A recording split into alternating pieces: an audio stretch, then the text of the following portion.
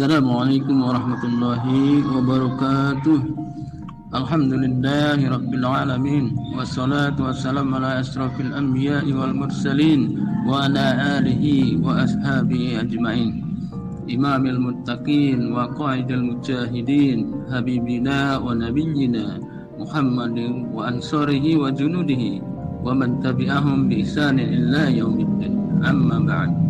Saudara-saudara sekalian yang dirahmati Allah Subhanahu wa taala, akan kita lanjutkan kajian kita kali ini masih terkait dengan Yaumul Mizan. Saudara-saudara, di mana Yaumul Mizan ini semua yang akan dihisab nanti, semua makhluk akan dihisab amalan mereka dengan menggunakan satu neraca timbangan. Ukuran neraca timbangan ini amat besar sekali, bahkan mempunyai satu tiang yang mempunyai lidah dan dua daun. Daun itu ada yang bercahaya untuk menimbang pahala dan yang gelap untuk menimbang dosa. Nah, acara ini nanti disaksikan oleh Rasulullah Sallallahu Alaihi Wasallam. Saudara-saudara sekalian yang dirahmati Allah Subhanahu Wa Taala, kasus perkara pertama yang diminta adalah orang Islam dulu. Nah, jika dia bukan Islam, maka seluruh amalan baiknya tidak ditimbang, namun amalan buruk tetap akan ditimbang. Dan ketika dihisab, mulut mereka akan dikunci, tangan akan berkata-kata, kaki akan menjadi saksi. Tidak ada yang bisa berbohong di masa itu. Sebagaimana informasi Quran surat Yasin ayat 65. Bismillahirrahmanirrahim. Al-yawma nahtimu ala afwahihim wa tukallimuna aydihim wa tashhadu arjuluhum bima kanu yaksibun. Pada hari itu kami tutup mulut mereka dan berkatalah kepada kami tangan mereka, dan memberi kesaksianlah kaki mereka apa yang dahulu pernah mereka usahakan selama di dunia. Saudara-saudara sekalian yang dirahmati Allah Subhanahu wa taala, nanti di masa penimbangan amal-amal kita itu di sana, maka setelah amalan ditimbang, mahkamah mahsyar dibuka kepada orang ramai. Jadi begini, setelah ada satu masalah yang diperkarakan orang tersebut, setelah selesai dia dibukakan ke publik, istilahnya kepada masyarakat umum, dibukakan apa-apa yang terkait kepada beliau yang lagi dihisab ini. Mahkamah mahsyar dibuka kepada orang ramai untuk menuntut hak masing-masing dari makhluk yang sedang diadili, sehingga hasilnya, karena keputusan Allah begitu adil, hasilnya orang-orang akan merasa puas dan lega hatinya.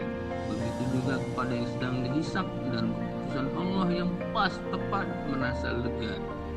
Dan kemudian siapa-siapa yang sudah diadili akan diarahkan ke jembatan Sirat. Saudara-saudaraku sekalian yang dirahmati Allah Subhanahu wa taala, jadi semua manusia nanti akan melalui timbangan-timbangan amal-amalnya itu. Sekian banyak manusia akan lewat semuanya melalui proses timbangan-timbangan amal mereka itu. Saudara-saudara sekalian yang dirahmati Allah Subhanahu wa taala, pada saat itu pula lah nanti akan ada yang namanya syafaatul uzma, yaitu syafaat yang dilakukan oleh Rasulullah Sallallahu Alaihi Wasallam untuk para penduduk yang ada di padang mahsyar. Inilah syafaat paling besar. Dengan ini Allah Subhanahu Wa Taala menyegerakan hari keputusannya nanti.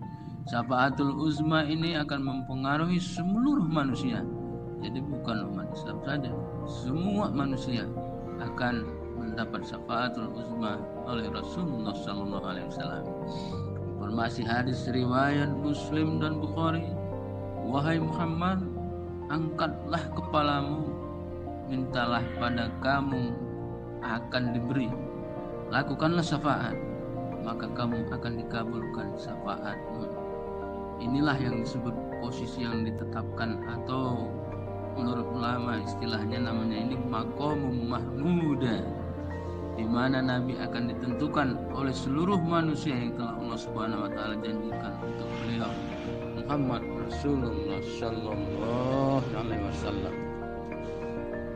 Jadi saudara-saudara sekalian yang dirahmati Allah Subhanahu wa taala, sebagaimana istilah maqam mahmuda itu yang diambil dari Quran surat Al-Isra ayat 79 tersebut, mayoritas ulama mengatakan maqam mahmuda menurut mereka adalah makam syafaat Nabi Muhammad sallallahu alaihi wasallam, sebagaimana diriwayatkan oleh sahabat Abu Hurairah radhiyallahu anhu.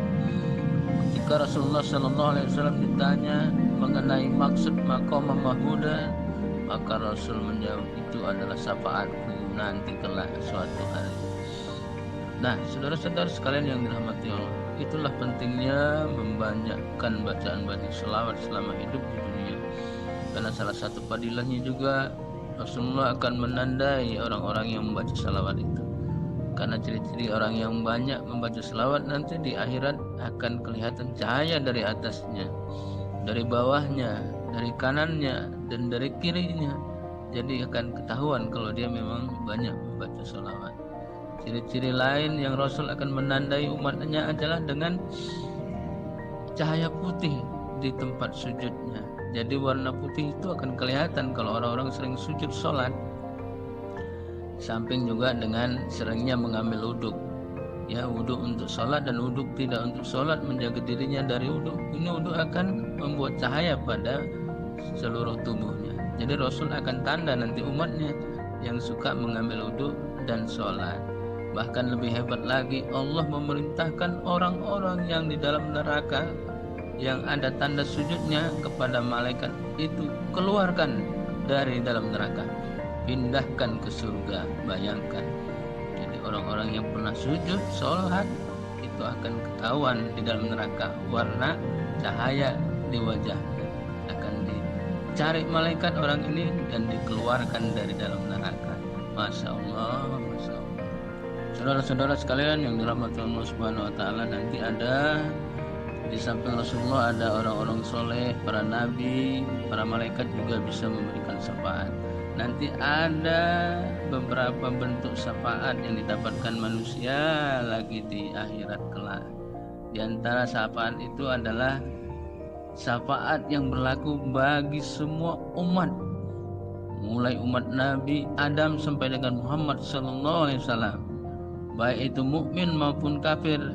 Begitu juga untuk para jin, itu akan mendapat syafaat dari Rasulullah sallallahu alaihi wasallam. Model kedua yang akan dapat syafaat itu untuk memasukkan orang ke dalam surga tanpa hisab.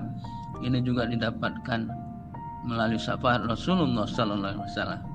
Tetapi yang ketiga, keempat, dan kelima ini nanti akan mendapat syafaat dari para orang soleh, para nabi maupun malaikat, yaitu untuk sekelompok orang agar tidak disiksa. Orang ini sudah dihisab masuk neraka, tapi dengan syafaat Nabi tidak jadi di neraka. Ini bisa didapat dari syafaat Nabi selain Rasulullah SAW. Yang keempat, untuk mengeluarkan pelaku maksiat dari neraka juga akan ada yang memberikan syafaat tentang ini. Yang kelima, untuk mengangkat sekelompok orang di surga juga akan ada yang bisa memberikan syafaat ini, termasuk orang-orang soleh pilihan.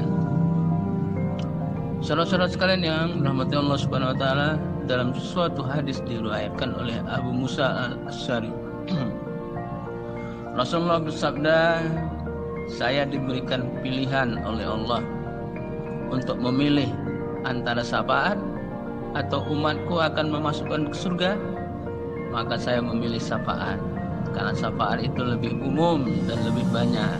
Apakah kaum sekalian bahwa syafaat itu hanya untuk orang-orang yang berdosa, penuh kesalahan, dan banyak kotoran? Itulah kenapa Nabi memilih akan memberikan syafaat nanti di yaumul akhir. Saudara-saudara sekalian yang dirahmati Allah Subhanahu wa taala, nah selesai semuanya proses hisab penimbangan manusia, maka setelah proses hisab selesai, manusia akan berjalan menuju surga melintasi jembatan Sirat. Neraka berada di bawah jembatan Siratul Mustaqim. Lebar jembatan ini adalah seperti sehelai rambut dibelah 7, dan ia akan lebih tajam dari mata pedang. Namun bagi mukmin yang melewati akan dilebarkan dan dimudahkan untuk menyeberanginya. Nah, saudara-saudara sekalian, bagaimana kisah di surga dan neraka akan kita bahas pada pertemuan lanjutan ini. Demikian, wabillahi taufiq wal hidayah. Wassalamualaikum warahmatullahi wabarakatuh.